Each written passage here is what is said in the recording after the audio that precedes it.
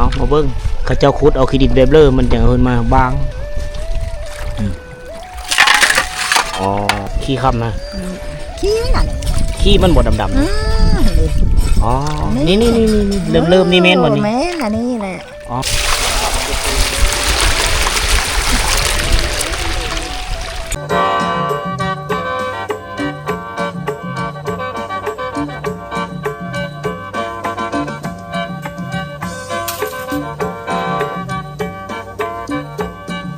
สบายดีทุกคนเด้อสบายดี FC ทุกท่านที่กำลังติดตามนะครับส้มนะวันนี้ค่อยกำลังสิเดินทางไปผาบังเจียงตู้ทุกคนนะเป้าหมายในการเดินทางครั้งนี้ก็คือสิไป 3-4 คืนทุกคนโหนะไปบ้านหลายๆหมู่บ้านที่เป็นชนเผ่าบรูตรีอยู่เขตปุระผาบังแล้วก็เขตเจียงตู้เพิ่งแล้วไม่ได้ไปแถวนั้นนะต่อช่วงนี้เดินทางไกลไม่ได้ทุกคนมันฮ้อนก็เลยกลับมาแถวขอบเขตเมืองเซโปนนี่ก่อนอันนี้นี่คือโขหามน้ำเซเกาะทุกคนน้ำเซเกาะนี่ก็ไหลมาแต่พุ่นได้ผ่านบ้านบางพางบ้านโนเฮดผ่านบ้านวัดไหลมาแต่แขวงขโมนพอแหละทุกคนนี่เขตเมืองโบราพาแขวงขโมนนี่ต่อหน้าไปนี้จะฮอดบ้านไปหรือบ้านโพนให้นะเอาไปกันวันนี้มีเบาตุกแน่แล้วก็เบาใจสแนลทุกคนเลยปุ๊บรรยากาศยามบ่ายๆมื้อนี้เอาเดินทางต่อบ่ายมาฮอนนี้ทุกเฮาเห็นเขาเจ้ากำลังบางค่ำนะฮอนค่ำหรือบางค่ำเฮาสีลงไปเบิ่งนะข้อก็ไม่เคยเห็นเธอเพราะว่าช่วงนี้เป็นช่วงฤดูแล้งฉะนั้นเขาเจ้าก็เลยกันบางค่ำฮอนค่ำแถวนี้แหละบรรยากาศยามแรกชาวบ้านจะลงมาอาบน้ำตรงนี้แหละเบิ่งเฮาพาทุกคนไปเบิ่งว่าเขาเฮ็ดเลยเขาจะได้ค่ำมาแต่ละมือได้บอหรือมีได้นะอันนี้คือลำแม่น้ำเซเกาะเด้อทุกคนเด้อไหลผ่านหลายเมืองได้ผ่านเมืองวิลาบุรีได้แล้วก็ไหลผ่านเมืองบุรพาแน่ยามหน้าฝนมาน้ำมันปูเต็มเอาสลามใหม่เลยยามฝนเขาเจ้าเลี้ยงงูเลี้ยงควายนี่แหละเป็นโซนพืชโซนมะแตงสลีเขาในช่วงหน้าฝนนะโอ้ปุอันผักกุ้มเริ่มแก่แล้วผักกุ้ม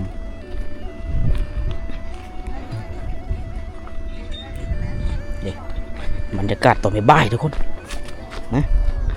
โซนแคมเซ่แม่น้ำไหลธาตุแม่น้ำเซโกะไหลตกเสือแม่น้ำเซบังเฮงอยู่เทศบาลเมืองเซโปนนี่เด้ไอ้คือปลากุ่มไปคันส้มคักแค่นั้นนี่คือปลากุ่มภาษาบรูก็จะเอิ้นปูน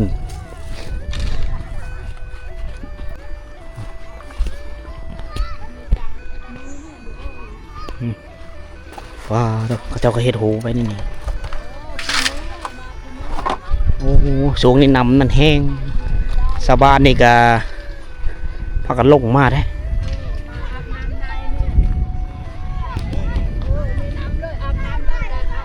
มันหอนเนาะมันหอนอาบน้ำเลยป่ะเอาสิพาลงไปเบิ้งเขาพ่อแม่พี่น้องเขากำลังตักไงอยู่หลังซูฟ้าหน้าซูน้ำอันนี้อยู่พูดเลยเป็นรถไถเลยได้อยู่พูดอันนี้เส้นทางรถจักรรถไถก็เจ้าลงมาพีนะตึมลงมาหลายหมู่บ้านนะที่เขาเจ้ามาเพราะว่าช่วงนี้ช่วงอากาศแห้งแล้งน้ำมันก็ค่อยบกแห้งลงไปถ้าว่ายามหน้าฝนก็เจ้าก็เอ็ดไม่ได้กันได้เอาวิถีชีวิตยามแรงๆนี่แหละการหาเงินหาคำแถวนี้อันนี้นี่เขาจะขุดน้ำสร้างในช่วงเวลาที่มานี่แหละดื่มน้ำอยู่นี่เลยอันนี้เนี่ยขุดน้ำสร้างไว้กินอันนี้เนาะแน่นบ่ขุดไว้อันนี้พร้อมอันนี้ก็แม่นในน้ำสร้างไม่ต้องไปซื้อน้ำได้บ่ไม่ได้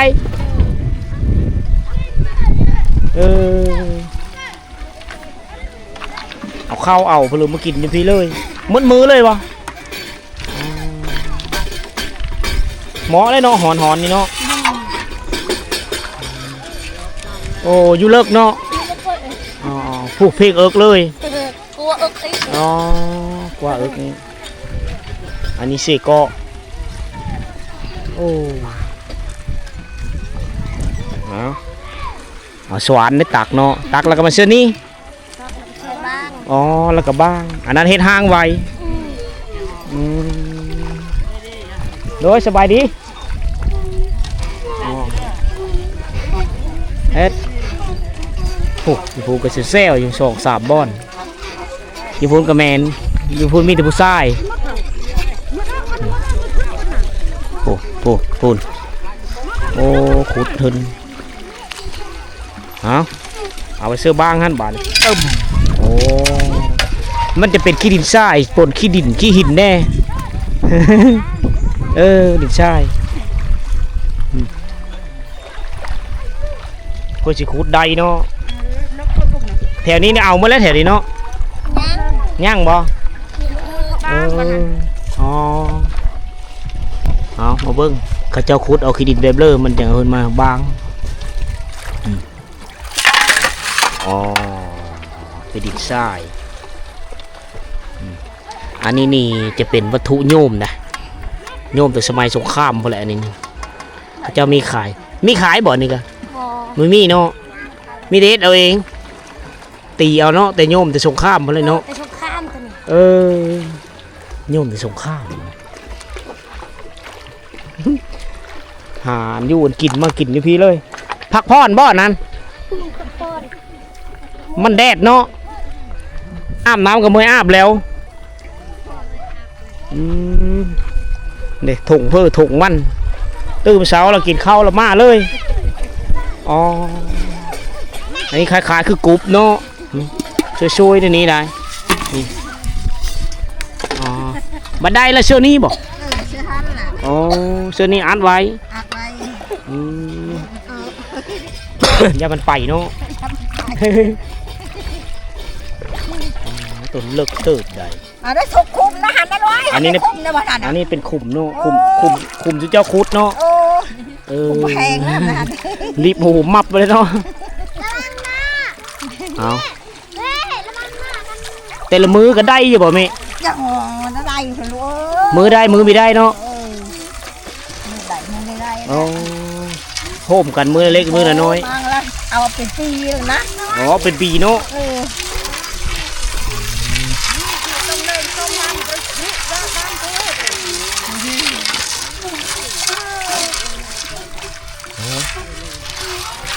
นี่แหละเพื่อจะได้เงินได้คำ แพงเนาะ ใช่ แพงได้กันไม่ได้ อันนี้เนาะเขาเรียกภาษาพุทธไทยฮอนคำเนาะได้ยินแต่เสียงเพลงเขาว่าบ้านนี้มาเห็นแล้วบ้าน แม่ว่าจะอยู่ใส่อ่ะ เฮาบ่อายุบ้านมึงพี่น ยังที่เนาะ นี่ต้องเป็นแต่แค่เฮาเฮ็ดนี่เฮหมดเลยบ้านเดียวเลยพระเจ้ามีความสำนิชำนาญในการบางคำหรือฮอนคำเนาะ ทำเลยพอได้เห็นโอ้ยมันเห็นฉันนั่งอะไรกันเลย เป็นโทษเป็นคือเม็ดทรายนี่บ่เริ่มเนี่ยเนาะ ขี้มอดนี่ คือขี้มอด มันลายกับใครขี้มอดกัน มื้อนี้นี่ได้แล้วบ่เด็กเล็กๆน้อยๆยังไม่ได้ ไปเห็นหอมอย่าอาบน้ำ หอนอย่าอาบน้ำนะเอ็ดไปน้ำเนาะ น่ะ เขาเบิ่งว่าสิเห็นเม็ดมันหรือบ่ คนไม่ใส่ อ๋อแค่มันมีมันติดอยู่พี่เนาะ อยู่เป็นคนแรกเห็นไปเห็น ไหนเอาน้ำเสื้อก่อนเอามันลุ้นนำกันทุกคน เห็นลูก แกเห็นแล้วนะเริ่มนิบแล้วเนาะ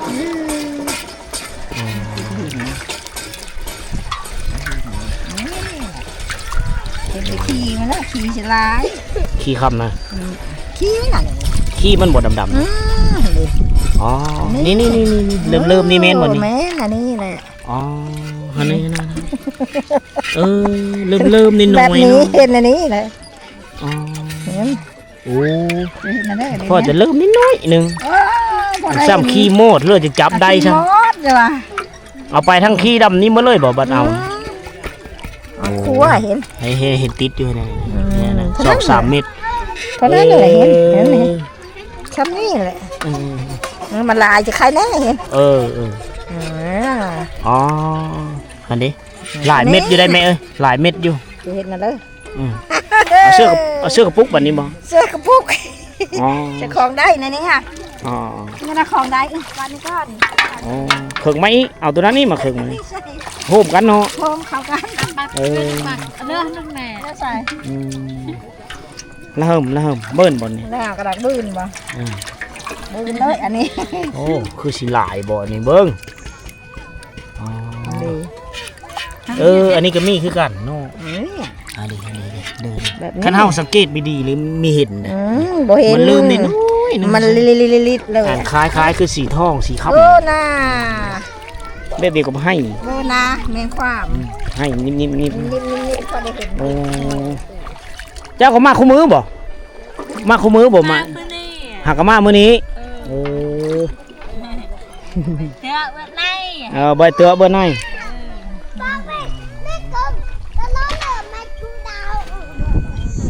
ผู้ชาย บ้านนายเจ้าเยอะ อืมผู้ชายนี่เข่งเหงาอยู่หันมีเคิงตองอันข้างในเฮ็ดหางไว้พร้อมได้เจ้าสุเจ้าเสือเอาสวานขุดเอาขุดเจาะเอาพุ่นเนาะเวลายามฝนน่ะน้ำจะไหลพัดมาค้างอยู่แถวนี้แหละฉะนั้นฮอนยามนั้นแรงมาชาวบ้านก็พากันลงมาตักมาสวานมาฮอนมาบ้างเอาอันนี้แหละอาชีพเสริมหลังจากเฮ็ดนาเฮ็ดหน้าแล้วก็มุ่งหน้าสู่แม่น้ำลำเซอันนี้เสเกาะนี่เนาะเสเกาะนี่มีต้นกำเนิดไหลมาแต่อุนายแต่แขวงขโมนพอละแต่เมืองวิระบุรีค่อยๆเบิ่งจะมีเห็นช้ำน่ะเริ่มยิบเอามือให้เลินเอามือแล้วก็ต้มมีบ่โคให้มันเปื่อยเท่ากันโอ้มือละโคอีด่ะอ๋อโคเชือไฟเลยเนาะ คอยจะไข่เลย โคเชือไฟแล้วขี้มันเป้าเลือแต่นิบๆมาแล้วเนาะ งั้นเลย เลืออันเริ่มมีง่ายได้เพื่อสิได้ โอ้ย เมื่อปีนี้ได้เท่าเลยเมื่อปีฮะ แล้วมันราคาจะคืออะไร ปีกายนี่เด้ ปีกายนี่ไม่ได้ปีนี้แหละเอ็ดนะ อ๋อปีกายนี่ไม่ได้เอส ปีกายนี่แม่ไม่ได้เอ็ดได้ เอามาเอสปีนี้ น่าจะเอ็ดปีนี้แหละ ลุ้นลองเบิ่งเนาะมันสิได้คือหมู่บ่เนาะ ล่ะ ผู้ใดสิได้เนาะ ได้ เนาะ ผู้ใดก็ได้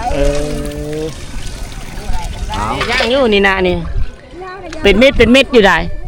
นิดน้อยนี่ โอ้นี่อันนี้เพิ่นก็มาหวายอยู่นี่ มันแดดฮ้อนหื้นเซเนาะอ๋อมาแล้วก็ขุดน้ำสร้างได้กินน้ำสร้างนี่เลยอ๋อง่อยหืดดีเนาะเมื่อยแล้วก็ขึ้นมาสูบยาโลดยาแล้วบ่โดย ยาหนึ่ง เอาอาหารเพลอมากินแต่ละมือ อาหารโปรตีนผักคมเตี้ย โอ้ผักกุ้มเจ้ามือแล้วไอ้เมย์มาเอ็ดนี่ มื้อนี้อ่ะ หากะมาเนาะ เห็น อ๋อหามีเห็นไม่ได้ ถ้วยเฮาล่ะถ้วยน้อยๆ เออติดละ2-3 เม็ด เขาคึงเอาช้อนตักเอาเสื้อแบบกั้นตองอะไรหลายๆเลยนะอยู่คนนะเขาเนี่ยนี่ก็ส่งปุ่นเอาขึ้นห้างไว้คุดแล้วก็ห้อนค่ำขึงเอาเพื่อสิได้อันนี้เป็นรถไถเลยนี่นะเอารถไถลงมา อ๋อไปเอาลงมาเบิ่งนี่เลย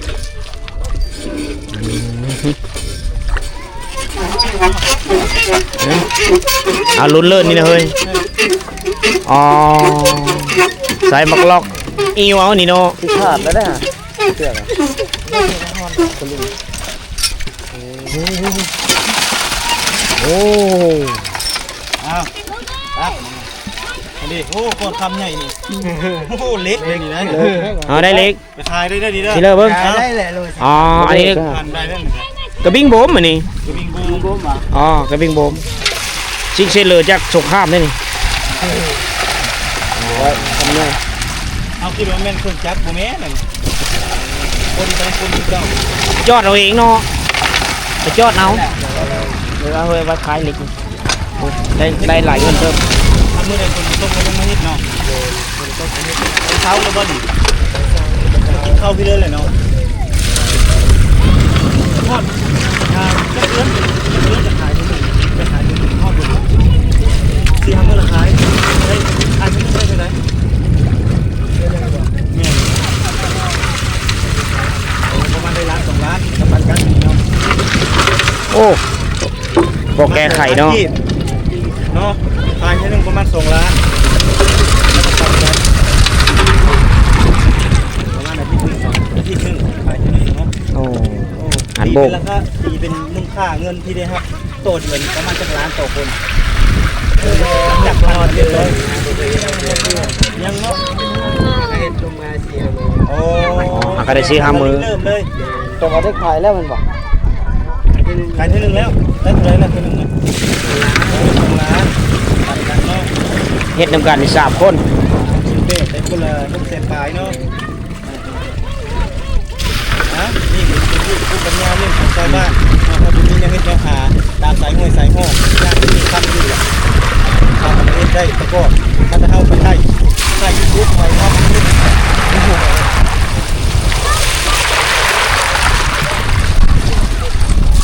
แต่ตู้ค้ำมันสิติดอยู่พุ่นบ่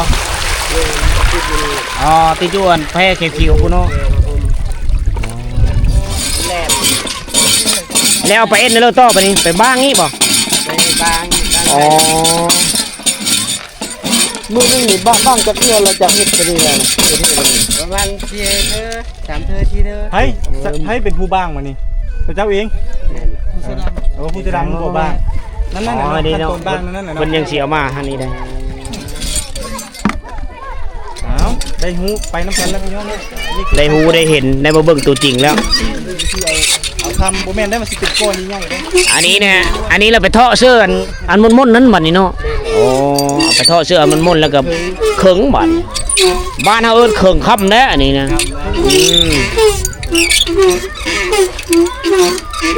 ได้ยินแต่เพลงเขาว่าสาวไทยฮ้อนค่ำมาไม่ได้เห็นแล้วบัดนี้ไปโอ้ได้กามเติบเนาะกามใหญ่ได้ ออกกำลังกายในกล้ามไหนกล้ามใหญ่ไหน เม็ดมันใหญ่สูงสุดที่เจ้าเคยได้มาในซ้ำใดกะซ้ำกันในงาซ้ำในงาบอกใหญ่ชุดเนาะ เพราะแต่เห็นเริ่มๆมาแล้วเนาะ เริ่มไม่เนาะ แต่พวกตามีดีได้มีเห็นซ้ มันก็ลงซาลี่บ่มีเนาะบ่มี ำอันนี้เขาเอิ้นว่าขี้มันขี้ค่ำเด็กๆกับเม็ดห้ำนะ เป็นขี้หมอบฉันไม่ขี้หมอบหน่อยเม็ดข้าวใหญ่กว่า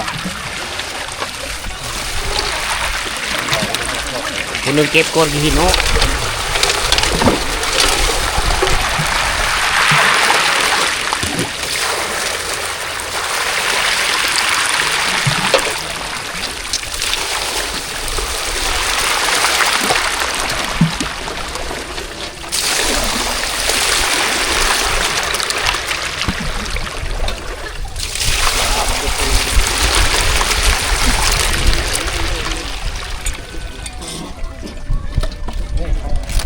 สวนมาจากเธอจะเอาไปบ้าง 10 เช้าเธอจะเอาไปบ้างเท่านึงเนาะเต็มมันติดอยู่แถวนี้แหละมันติดอยู่แถวนี้เขาจะเอาเสี่ยวไปขึงนี่นะ อันนี้บ่ค่ำนะ เพิ่นยังเสี่ยวมาซื้อนี่นะ ก็อนุญาตได้เฮียสักคน เพิ่นได้แล้วมาซื้อกระป๋องน้อยๆนี่อยู่หลุมนี่ แน่บ่เห็นแล้ว แน่เลยเขามือแล้วเขาสิโคเสื้อไฟได้โคแล้วขี้มันเขาเป้าอ้อบัดนี้มันจะเหลือแต่เม็ดน้อยๆ ตัวกระโตเม็ดค่ำมันสิเป้ามีออกมันสิติดอยู่ตามมอเลย เป็นโลหะเนาะ เป็นโลหะมันเป็นค่ำมันมีน้ำหนักมีสามารถเบิ่งเห็นด้วยตาเป้าได้ทุกคนเพราะว่าอันนี้มันเป็นกล้องพลาสติกเขาเจ้ายังมือโคยตามการสอบถามเขาเจ้าว่ามือ3-4 มือได้อยู่เงินประมาณบางเทอก็เฮ็ดเขาเจ้าลงมาเอ็ดประมาณ3-4 มือเขาเจ้าจะไปโคทีนึงแล้วก็แบ่งขายกันได้อยู่ประมาณทุละ4-5 แสนกีบเนี่ยทุกคน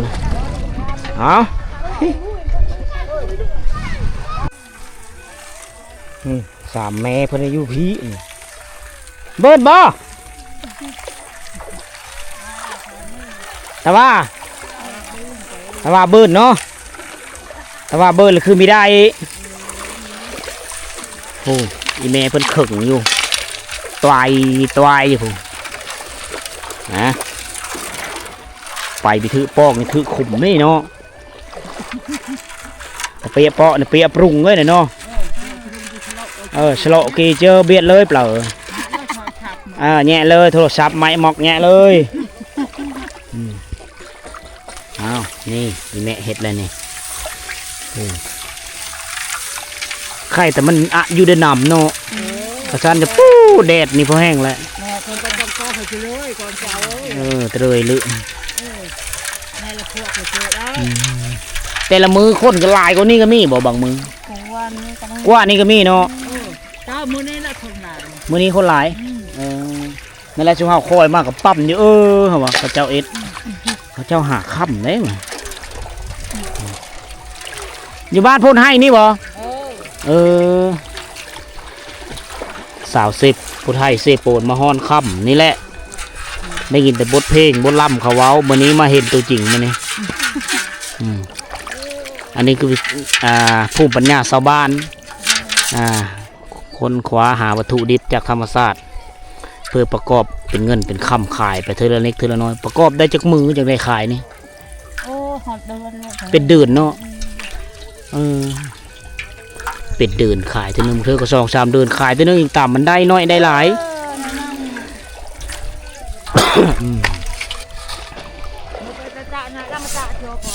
มันมีเวทงานทำเนาะก็เลยมาหาตามนี้แหละไม่เห็นเลยบอกเห็นเดี๋ยวเริ่มเด็ดนิบแมนมันเนี่ย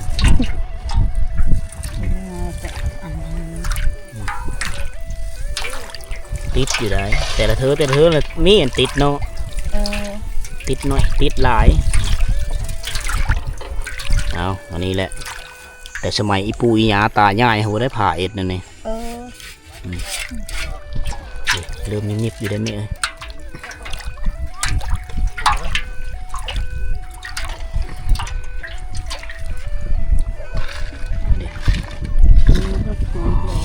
เมนบอก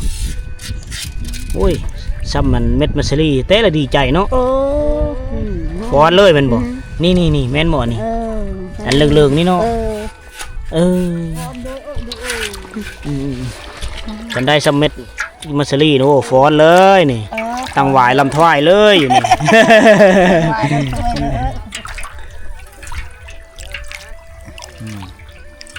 เพื่อสิได้แต่ละเม็ดมาตื้มกันมือนึงลายเธอมาโฮมเขากันแล้วก็เสื้อกระโปรงกระป๋องไว้เด็กเขาเจ้าแสนำไว้แม่นเหมือนนะมือเธอแล้วก็เจ้าก็เย็นนำอ้อนแล้วก็ไปโค้งนะ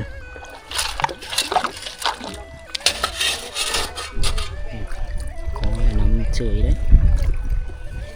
ทีถนอมต้องใจเย็นเอาห้าวกระป๋องมัดเลยบ่นี่เจาะตึงกระลองเงี้ยเลยเนี่ยเนาะผู้หลายเม็ดได้ของไอเมนี่3-4 เม็ดผู้คนเดียวมั่งแต่อันยี่เฮ้ยหักน้ำครับนี่ได้มันติดได้พอจะโจกเอาขีดินทรายมาได้ก็มีธรรมดาเนาะสิเลออยู่นี่บ่นี่กะเอาไว้อยู่นี่เนาะห้าว่ากระป๋องขี้กระดืนนี่เมนว่างไปเสื้อเบสเจอกระป๋องขี้กระดืนนี่อันนี้กระป๋องของแท้เลยนี่อันนี้ก็แม่นนี่เนาะนี่อุ้ยเมย์แห่งคักเนาะแขวมาลงเลยโอ้แข ขวมาต่อยลงเลยบริสุทธิ์ใจน้ำไผ่เลยฮอนนี่ เลยอาบ อาบน้ำเลย บางคำเลยลูก ครับโอเคทุกคนเลยวันนี้สุพอยซีได้เดินทางไปผาบังจิกตูบแต่มาฮอดโคเซเกาะทางหลังนี่แหละจะค่อยๆเห็นสะบานในบ้านโพนให้นะเมืองสิโปนแขวงสวรรณเขตเท่านั้นแหละเขาจะเอามาบางคำหรือฮอนคำนะแต่ก้อนตั้งแต่คนยังน้อยเคยได้ยินแต่ว่าเขาเจ้าบอกว่าสาวผู้ไทยฮอนคำนะแต่ก็ไม่เคยเห็นด้วยตาตัวเองจักเธอพอได้เบิ่งแต่อยู่ในคลิปเพลงมิวสิกเพลงหรืออยู่เห็นอยู่ในวิดีโอของบรรดาเขาลงโซเชียลต่างๆนะเมื่อนี้ได้มาเห็นกับตาด้วยตัวเองมาสัมผัสตัวจริงนะสาวบ้านนี่แต่ละมือนี่จะพัดเป็นกันลงมาบางคำอยู่ด้วยลำแม่น้ำเซเกาะอันนี้มีแม้นการขุดค้นนั่นเฮธาตุใดมันไหลมาตามลำน้ำเซแหละมีหูว่ามันไหลมาแต่พูดเลยมีหูจักนะมาแล้วก็มันตกค้างอยู่ตามเม็ดทรายตามหินแล้วโดยเม็ดน้อยๆเฮามีสามารถที่เบิ่งต้องเบิ่งคักอะไรหรอนะถ้าเฮาได้กองช่องเบิ่งนี่ก็กองจุลทรรศน์ช่องมันจะเป็นเม็ดใหญ่นะถ้าเฮามีเครื่องช่องเบิ่งอันนี้เบิ่งด้วยตาเปล่าก็พอได้เห็นว่าเป็นสีเหลืองๆน้อยเดียวปนกันกับเม็ดทรายสีดำๆน้อยๆล่ะนะเขาเจ้าก็หามาหลายมือโฮมเข้าไปนะเป็น4-5มือโฮมเฮาก็จะไปโคหลังจากโคแล้วเขาเจ้าก็เอาไปติดขายนะตามการทำว่าประมาณเดือนนึงนี่ก็ไลฟ์สเลดก็ตามสุดก็5-6 แสนซ้ำนี้แหละเพราะว่าคันมีเฮ็ดก็อยู่เฮิรนก็อยู่ละลาหากินในช่วงที่ว่างๆก็เลยลงมาต่างอากาศมันร้อนเนี่ยก็เลยลงมาอาบน้ำนี่ก็ตักเอาขี้ดินมาฮ้อนค่ำเคิงค่ำทุกคนเลยเป็นหลายขบวนการเมื่อนี้เป็นมื้อที่มีคนหลายลงมานี่เพราะว่าลงมานี่ก็เอาข้าวเอาน้ำลงมาสำหรับน้ำเขาเจ้าก็ขุดเอาเป็นน้ำซางอยู่แคมเซ่นี่เลยเอาเกมแต่อันอยู่อันกินลงมาทุกคนนะอันนี้คือการเอาตัวรอดในเขตชนบทของบ้านเฮาขั้นมีเฮ็ดก็ไม่ได้หามีได้เงินได้ทุกคนยุคนี้ยุคเศรษฐกิจน้ำมันแพงนะเฮ็ดเด้อจึงได้เอาชีวิตรอดก็ต้องได้ดิ้นรนลงมาตามลำแม่น้ำเซ่ต่างๆเพื่อฮอนเอาค่ำนะเก็บเอามันไหลมาตามลำน้ำเซ่มีหูมันมาตะแควงขโมยมีหูมาตะแควงสวรรณเขตแม่น้ำเซ่เกาะมันไหลผ่านหลายหมู่บ้านหลายผ่านเมืองนะแล้วก็มีหลายผู้ที่ว่าไหลลงมานี่นะมีหูว่าให้ธาตุแท้มันอยู่เฉลยเฮาก็มีหูจักนะพอได้แต่มาเห็นว่าชาวบ้านก็ฮอนค่ำเอาเล็กๆน้อยๆเพื่อเขาสิได้ทุกคนเลยม่านอยู่นี่มืดมืออดเขาเอาอันอยู่อันกินมานี่กับพอแห้งเพื่อสิได้เอาสำหรับวิดีโอนี้ก็มีเพื่ออะไรเอาความรู้ใหม่ๆพาทุกคนมาสัมผัสวิถีชีวิตหรือภูมิปัญญาชาวบ้านที่เอาแห่ธาตุจากวัตถุดิบจากธรรมชาติเอามือขายเป็นเงินเป็นคำเอาพบกันไหมในวิดีโอต่อไปเด้อสำหรับวิดีโอนี้ขอกล่าวคำว่าสบายดี